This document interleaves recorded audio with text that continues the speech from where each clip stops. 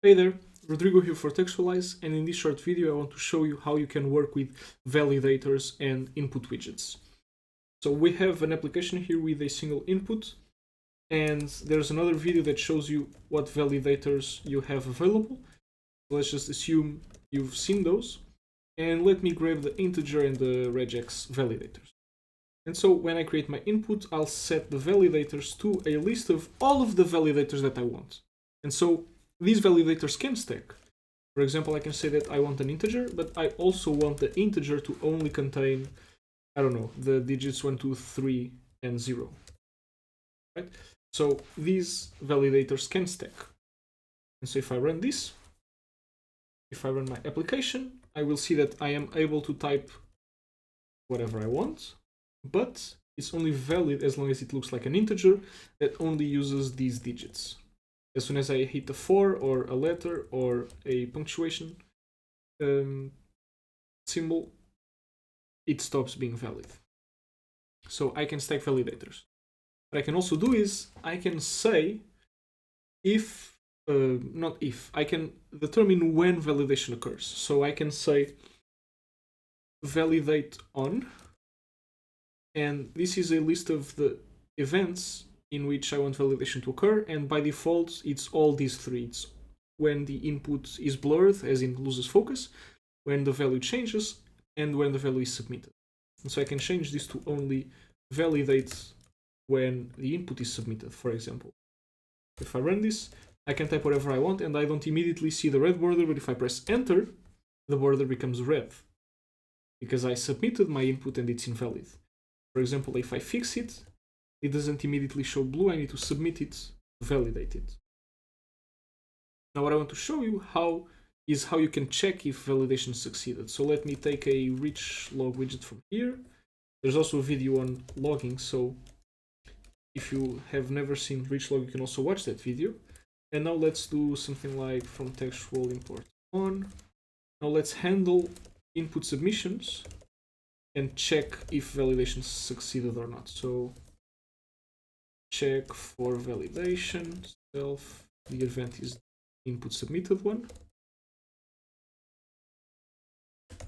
And now what we'll do is the rich log. I'm going to grab it.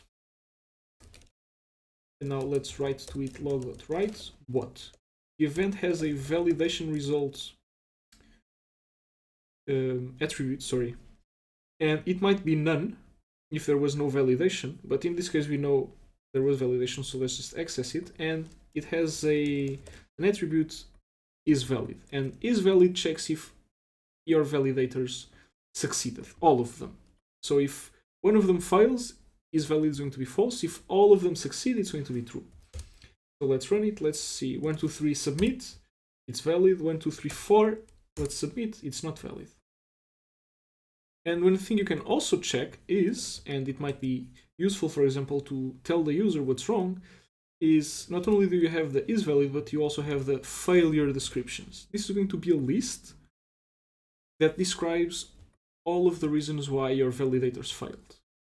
But at this point, I think we don't have anything. Let's see, 1, 2, 3, 4, let's submit.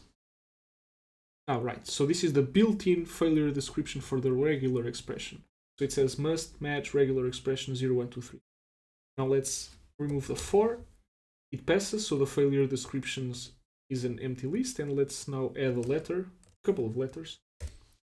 Submit must match regular expression. So this fails the regular expression one, but it doesn't complain, the integer doesn't complain. But what you can do is, let's break this. When you instantiate a validator, you can say failure description, and you can set it to a custom one. So for example, must be an integer, and the failure description here is, let's see,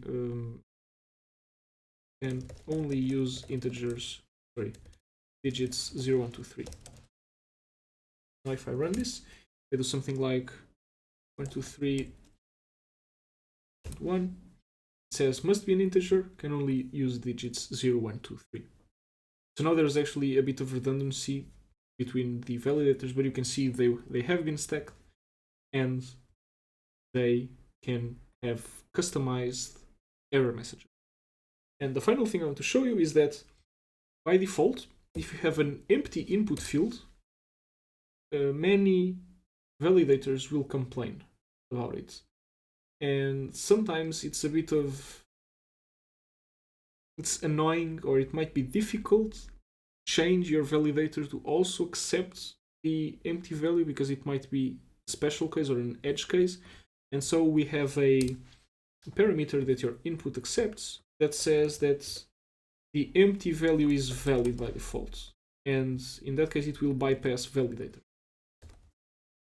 So the empty value is, okay, maybe this was too fast, sorry. I'm running my app. This is empty and I'm pressing enter.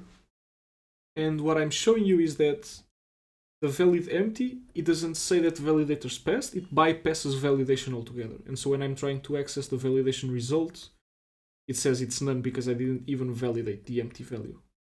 But so it's a way to check if the input is empty. English is very complicated. If the input is empty, and if it is, it will accept that empty value by default. Sometimes this might be helpful. Well, not always, probably not always, but sometimes. And in those cases, be aware that the validation result will not be there for you to check. So I think this was pretty much it for this video. I will leave documentation links below, and if you have any questions, you know the drill. You can either join the Discord server or you can leave a comment below. And otherwise, I'll see you in the next video. Bye.